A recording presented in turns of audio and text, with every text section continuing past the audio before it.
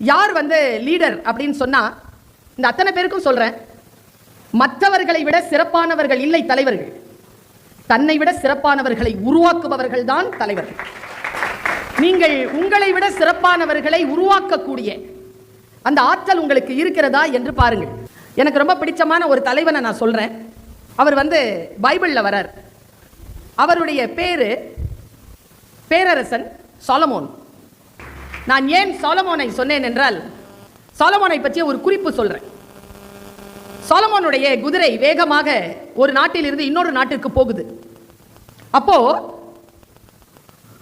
வழியில நிறைய எறும்புகள் பதறுது. அச்சோ, குதிரை வருகிறது, குதிரை படை வருகிறது, அந்த படை நம்மை அழித்து விடும் என்று சொன்னவுடன் அந்த எறும்பில் இருந்து, அந்த வரிசையில் இருந்த ஒரு எறும்பு சொன்னதாம், கவலைப்படாதீர்கள், பதட்டப்படாதீர்கள், வருவது சாலமோன். அவனுக்கு வழியிலே இருக்கக்கூடிய எறும்புகளாகிய எங்கள் குரலும் அவர்களுக்கு கேட்கும். எங்கள் மொழி அறிந்தவன் சாலமோன், ஒருபோதும் அவனுடைய கால் குளம்புகள், குதிரை கால் குளம்புகள் எம்மை மிதித்து போடாது என்று சொன்னதாம். யார் லீடர் என்றால், யானைகளினுடைய பிளறல் சத்தம் கேட்பவன் மட்டும் இல்லை லீடர். எறும்புகளின் சிறிய இஸ்கு சத்தத்தை கூட யார் ஒருவன் கேட்கிறானோ அவன்தான் மிகச்சிறப்பான தலைவனாக இருக்க முடியும். லீடர்ஸ் என்ன பண்ணிக்கலாம் தெரியுமா? Develop your self through service. Personality development through community service is the leadership.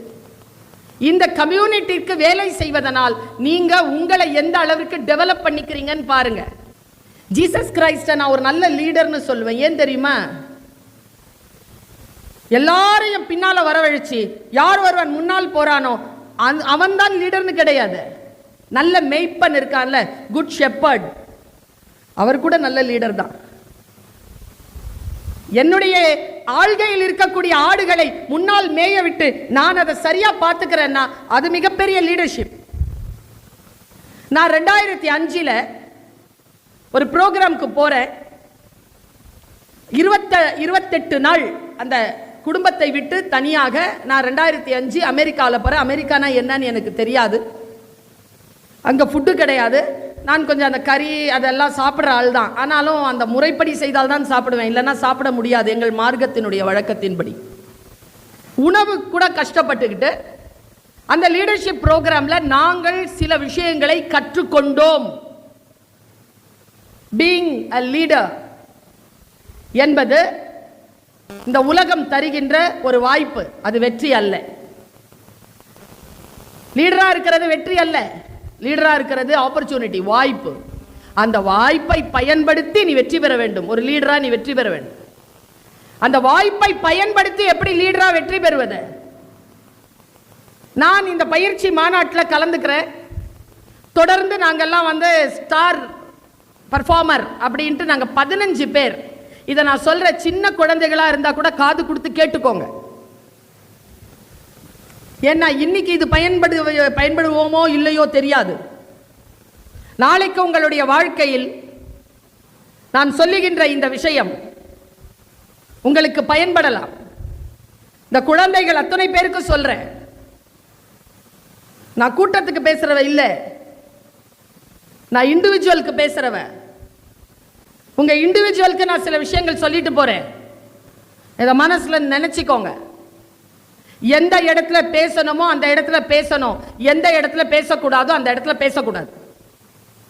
Leader தெரிந்து வைத்திருக்க வேண்டிய மிக முக்கியமான ஒரு ஆற்றல் இது, ஒரு திறன், ஸ்கில். நான் என்னோடு சேர்ந்த 15 நாடுகள், ஒரு நாடு மட்டும் லீடர்ஷிப்ல அந்த ஸ்டார் பர்ஃபார்மரா ஆகல. நான் எந்த நாடுன்னு சொல்ல மாட்டேன். அவர் பாராட்ட பெறல. 24ஆம் தேதி முடியுது நிகழ்ச்சி. எங்களை கூட்டிட்டு போன எங்களுடைய ஆர்கனைசர் லிண்டா ஹாரிஸ், அவங்க பேர், அவங்க நியூயார்க்கை சார்ந்தவங்க. அவங்க சொன்னாங்க, எல்லாருக்குமே இந்த ஸ்டார் பர்ஃபார்மர் அவார்ட் கிடைச்சது, உங்களுக்கு மட்டும் கிடைக்கல, உங்களுக்கு ஒரு நாள் டைம். எனக்கு யோசிச்சு பார்க்குறேன், நான் 8 இன்டர்வியூ நடந்ததுங்க. மீதி இருக்கிறதுல 16 பார்ட்டி நடந்தது. பார்ட்டிக்கு கூப்பிட்டாங்க. போய் உட்காந்து டீ குடிச்சிட்டு நான் வந்துடுறது, இவ்வளவுதான். மொத்தம் 24 முறை அழைத்தார்கள் எம்பசியிலிருந்து என்ன. எனக்கு அப்புறமா தான் தெரிஞ்சது. ரத்னா மேடம் சொன்னாங்க, 8 இன்டர்வியூன்னு நினைக்காத, மொத்தம் உனக்கு நடந்தது 24 இன்டர்வியூன்னு சொன்னாங்க. அழைக்கப்பட்ட பார்ட்டி கூட how you walk, how you sit, how you speak, how you look எல்லாமே பார்க்கப்படும். உன்னுடைய சின்ன அசைவுகள் உலகத்தால் கவனிக்கப்படும், கடவுளால் கவனிக்கப்படும். லீடரா இருக்கிறது அவ்வளவு சுலபம் இல்லை. அது மிகப்பெரிய பலமான, அதே நேரத்தில் அதை சுமப்பதற்கான ஆற்றல் இருக்கின்றவர்கள் மட்டும்தான் அதை சுமப்பார்கள். மற்றவர்கள் அதை கீழே போட்டு விடுவார்கள். அதுல ஒருத்தருக்கு வாய்ப்பு இல்லை. அவர் நல்ல மனிதர். அவர் இடத்துல நான் சொன்னேன், எப்படியாவது நீங்க நாளைக்குள்ள அந்த பர்ஃபார்மர் அவார்டு வாங்கிடணும்னு நான் நினைக்கிறேன் அப்படின்னு. I will try. I don't know the opportunities. Here the programme ends. Now it's 6 o'clock. 6 மணிக்கு முடிஞ்சது ப்ரோக்ராம். அடுத்த நாள் காலையில் எங்களுக்கு ஃப்ளைட். ஆனாலும் ஆப்பர்ச்சுனிட்டி இருக்கு குழந்தைகளை. கடைசி நிமிடம் வரைக்கும் ஆப்பர்ச்சுனிட்டி இருக்குங்கிறத மட்டும் நீங்க புரிஞ்சுக்கோங்க. கடைசி வினாடி வரைக்கும் உங்களுக்கான வாய்ப்பு இருக்கிறது. Never give up. அவங்களுக்கான வாய்ப்பு என்ன தெரியுமா? நாங்க சாயந்தரம் 6 மணிக்கு அவங்க ரூமுக்கு போகும்போது எங்ககிட்ட இந்த மாதிரி ஒரு பேப்பர் கொடுப்பாங்க. அந்த பேப்பரில் நாங்கள் என்ன சாப்பிட்ணுமோ அதை டிக் பண்ணலாம். நான் சிக்கன் அண்ட் சப்பாத்தி டிக் பண்ணேன். சிக்கன் கறி அண்ட் சப்பாத்தி. பக்கத்தில் அந்த நண்பர் இடியாப்பமும் மீன் குழம்பும் டிக் பண்ணார். போயிடுச்சு, சாப்பாடு லிஸ்ட்டு போயிடுச்சு. நல்ல பெரிய ஹோட்டலில் தானே தங்குவோம். அந்த அடுத்த நாள் சாப்பாடு வந்தது சார். நாங்கள் எல்லோரும் சாப்பிட்டோம். அவங்கவுங்க ரூமில் சாப்பிட்டோம். ஏன்னா 8:30 மணிக்கு தான் வந்துச்சு, சாப்பிட்டோம். அடுத்த நாள் வேலிடேட்டரி செரிமனியில் லிண்டா ஹாரிஸ் சொல்கிறாங்க, நாங்கள் 15 பேரை நாங்கள் பாராட்டி இந்த லீடர்ஷிப் ப்ரோக்ராமில் கொண்டு வந்தோம். ஆனால் ஒருத்தர் மட்டும் கொண்டு வர முடியல எங்களால். But he is a leader, no doubt about it, but very humble leader அப்படி சொன்னாங்க. என்ன காரணம்னு கேட்டால், எனக்கு எவ்வளோ பெரிய சீக்னா கற்றல், லேர்னிங். உருதுல சீக் அப்படின்னா கற்றல். எவ்வளோ பெரிய கற்றல் பாருங்க. அன்னைக்கு இரவு நான் சொன்னல சப்பாத்தி அண்ட் சிக்கன் அவருக்கு போயிருக்கு. எனக்கு மீன் குழம்போ இடியாப்பமும் வந்துச்சு. நான் மீன் குழம்பு இடியாப்பம்லாம் சொல்லலை. நான் மனசில் நினச்சிட்டு இருக்குது சப்பாத்தி அண்ட் சிக்கன்.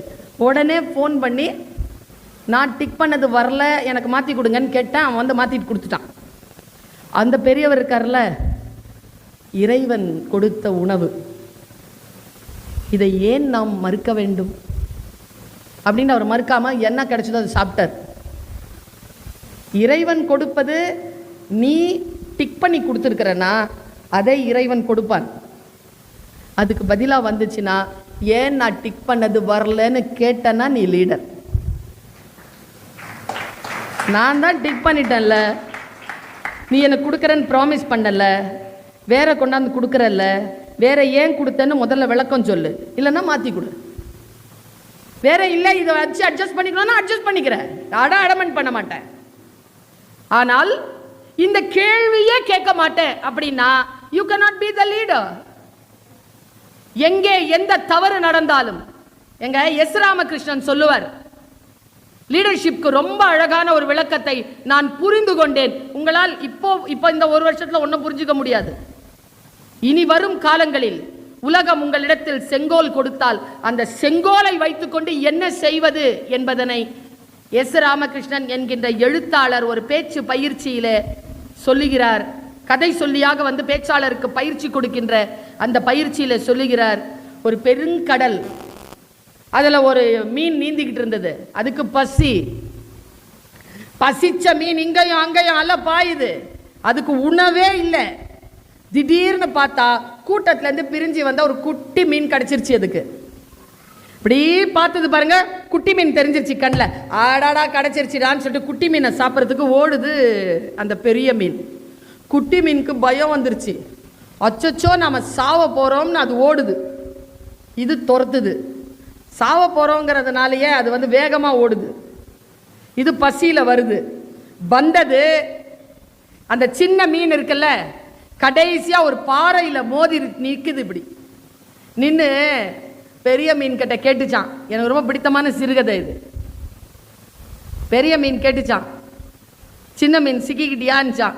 சின்ன மீனில் ஒரு நிமிஷம் என்னை சாப்பிடாத, ஒரே ஒரு நிமிஷம், நான் சொல்றது கேளேன்னு. மரக்கா அவர்களுக்கு நன்றாக தெரியும், அடி வாங்குகின்றவர்கள் தான் சமாதான கொடி தூக்குகிறோம், அடிக்கின்றவர்கள் யாரும் சமாதான கொடி தூக்குவதே இல்லை. சமாதானத்திற்காக தவிக்கிறது அந்த சின்ன மீன். முன்னால் வாயை திறந்து கொண்டு பெரிய மீன் வாய் திறக்கும் போது ஒரு நிமிஷம் நான் ஒரே ஒரு வார்த்தை பேசுறேன், நீ கேட்டுக்கோய. என்ன சொல்லு, நீ பெரிய மீன், ஆமா நான் குட்டி மீன், ஆமா உனக்கு இவ்வளோ பசி, ஆமா என்னை சாப்பிட்டா உன் பசி போகுமா? போவாதில்ல, என் உயிர் தானே விட்டுறலாம்ல. சிரிச்சுக்கிட்டே பெரிய மீன் சொல்லிச்சு, விட்டுறலாமே. நான் உன்னை விடணும்னா நீ சொல்கிற ஐடியாலஜிக்குள்ளேயே வரேன். நான் பெரிய மீன் தானே, ஆமாம். உனக்கு பசிக்குதா? ஆமாம். ஒன்று செய், என்னை சாப்பிட்டுடு. என்னை சாப்பிடலன்னு வச்சுக்க, உன்னை சாப்பிட்டுருவேன்ச்சான். தனக்கு முன்னால் அகங்காரமாக பேசுகின்ற பெரிய மீனை சாப்பிடவும் முடியாமல், பெரிய மீனுக்கு தன்னை உணவாக கொடுக்கவும் முடியாமல் பரிதவித்து நிற்கக்கூடிய அந்த சின்ன மீனுக்காக எவன் ஒருவன் குரல் கொடுக்கிறானோ அவன்தான் தலைவனாக இருக்க முடியுமே தவிர மற்றவர்கள் தலைவர்கள் கிடையாது.